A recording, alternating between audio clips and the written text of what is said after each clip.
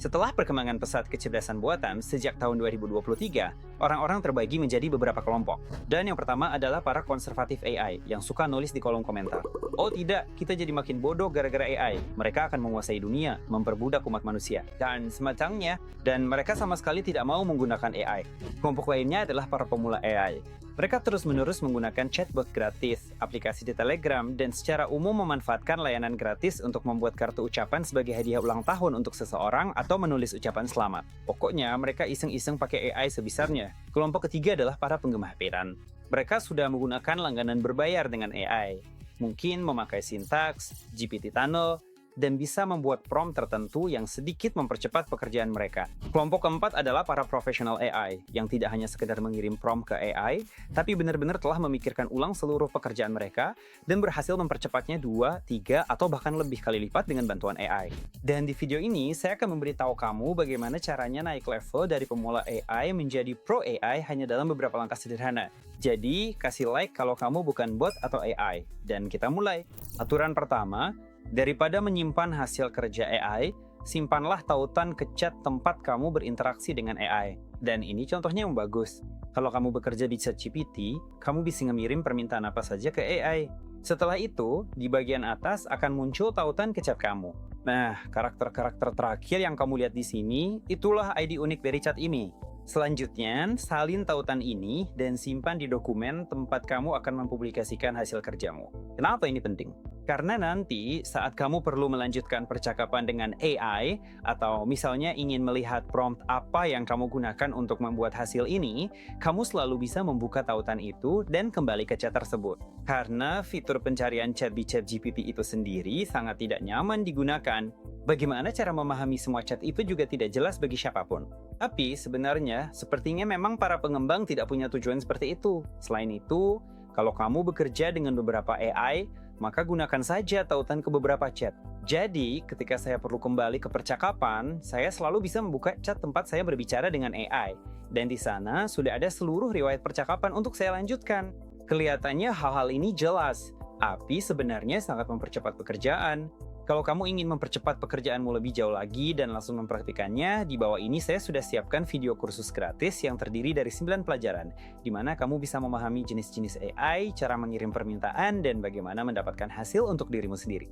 Jadi silahkan cek tautannya di bawah. Aturan kedua adalah menggunakan basis pengetahuan, atau yang juga disebut sebagai bahan-bahan. Di video-video saya sebelumnya, saya pernah bilang bahwa AI itu seperti kompor, tempat kamu bisa memasak sesuatu. Sementara itu, prompt adalah resep yang akan digunakan AI untuk memasak. Tapi, supaya hasilnya bagus, kamu juga butuh bahan-bahan, yaitu apa yang akan digunakan AI untuk memasak. Bahan-bahan ini adalah data awal yang kamu masukkan ke dalam AI. Ini bisa berupa contoh misalnya surat-surat. Kalau kamu ingin menulis surat yang bagus, masukkan contoh-contohnya, atau mungkin kartu informasi tentang dirimu, supaya AI punya konteks tentang siapa kamu, apa yang kamu lakukan, dan sebagainya. Atau contoh-contoh template penawaran, kalau kamu membuat penawaran komersial. Intinya, ini adalah materi-materi yang akan membantu AI menyelesaikan pekerjaan itu lebih cepat. Kalau kamu sering melakukan pekerjaan yang sama, kenapa tidak langsung saja mengumpulkan semuanya dalam satu dokumen dan mengunggahnya ke AI setiap kali kamu bekerja dengannya? Saya sarankan untuk membuat folder terpisah di Google Drive bernama AI Stuff. Ini akan menjadi folder yang hanya berisi file Anda, yang akan membantu jaringan syaraf memahami tugas Anda dengan lebih baik untuk setiap proyek individual. Mengapa Google Jar? Karena terintegrasi sempurna dengan ChatGPT, Claude, dan jaringan saraf lainnya. Cukup sinkronkan, langsung jalan. Mantap. Poin kedua, Anda bisa membuat folder terpisah. Misalnya, jika Anda mengelola blog, buatlah folder berisi contoh email dan beberapa postingan yang pernah Anda gunakan, dan terbukti efektif. Folder kedua bisa berisi tentang diri Anda dan aktivitas Anda, supaya AI punya lebih banyak konteks tentang apa yang Anda lakukan, jadi Anda tidak perlu menjelaskannya berulang kali. Dan yang ketiga adalah kesehatan dan kebugaran, di mana Anda bisa mengunggah semua informasi seperti hasil tes, pertanyaan medis, data kesehatan Anda, dan AI akan memahaminya. Di sini, beberapa teman yang sudah berpengalaman mungkin akan bertanya, Pavel, kenapa kamu tidak menggunakan riwayat percakapan seperti yang ada di ChatGPT dan Claude?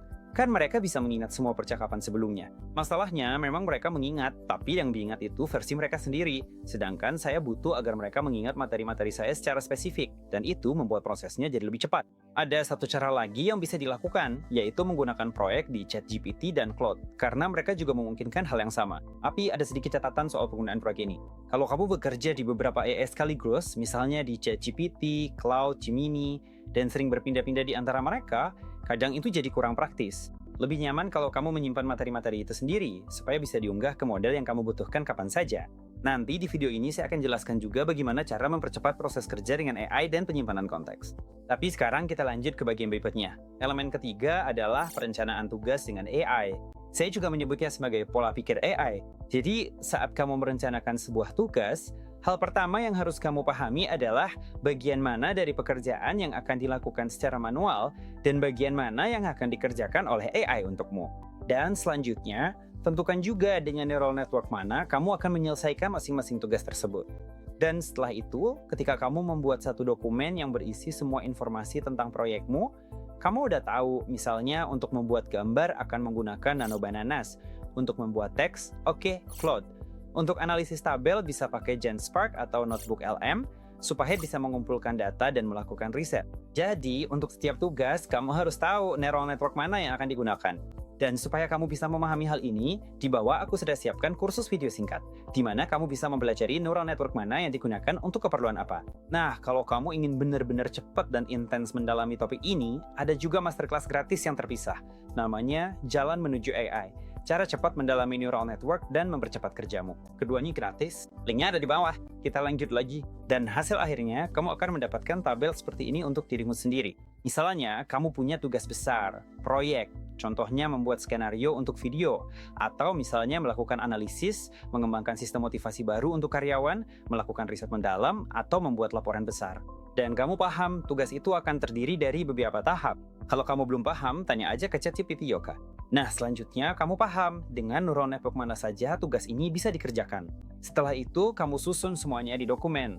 Tugas-tugas apa yang akan kamu kerjakan, dan link ke chat di mana kamu berkomunikasi. Di perusahaan Shopify bahkan diterapkan standar seperti ini. Jika seseorang mengerjakan sesuatu dengan bantuan neural network, dia wajib menunjukkan dan memberitahukan hal itu kepada atasannya, supaya atasan tahu bahwa pekerjaan tersebut dilakukan dengan neural network. Bahkan, di beberapa perusahaan disarankan untuk memberikan tautan ke prompt yang mereka gunakan di sini, supaya saya bisa melihat dan memeriksa apakah semuanya benar-benar berjalan dengan baik. Jika kamu mencetak sebuah halaman di printer dan ada kesalahan di situ, sama sekali tidak ada gunanya memperbaiki kesalahan itu langsung di hasil cetakan. Kesalahan itu harus diperbaiki di program yang digunakan. Dan prompt ini ya seperti sebuah program. Jika prompt ditulis dengan salah, maka hasil cetakannya juga akan salah. Jika Anda seorang pemimpin, mintalah kepada karyawan prompt yang mereka gunakan untuk menghasilkan hasil yang Anda terima sekarang. Bagi sebagian orang mungkin terasa, aduh, buat apa sih saya harus merencanakan tugas-tugas? Toh semuanya udah jelas apa yang harus dilakukan. Tapi sebenarnya tidak sesederhana itu. Ada kisah terkenal tentang dua penebang kayu yang sedang berlomba. Salah satu dari mereka berhenti sejenak untuk mengasah kapaknya, sementara yang satunya lagi menebang tanpa henti. Dan tentu saja yang tidak pernah mengasah kapaknya itu akhirnya tidak menang. Situasinya sama persis di sini. Jika Anda meluangkan waktu untuk berhenti sejenak, merencanakan apa yang akan Anda lakukan, dengan neural network apa Anda akan bekerja, Anda akan menyelesaikan pekerjaan jauh lebih cepat, dan kedepannya akan lebih mudah.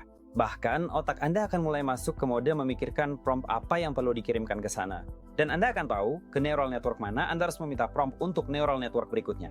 Intinya, Anda akan membangun sebuah rantai proses. Langkah berikutnya, yang keempat, adalah menjalankan jawaban 2 atau 3 kali melalui neural network. Karena saat ini tidak semua model sama bagusnya, tidak semua model sempurna. ChatGPT melakukan kesalahan dalam 33 hingga 47% kasus. Beberapa penelitian menemukan bahwa kesalahan atau ketidakakuratan yang dihasilkan oleh neural network terdapat pada hingga 80% jawaban. Apa artinya ini? Ini berarti, misalnya jika Anda menanyakan beberapa pertanyaan, sebaiknya tanyakan 2 atau 3 kali untuk mendapatkan jawaban yang berbeda. Buatlah kesimpulan Anda sendiri dari situ tentang apa yang mereka lakukan.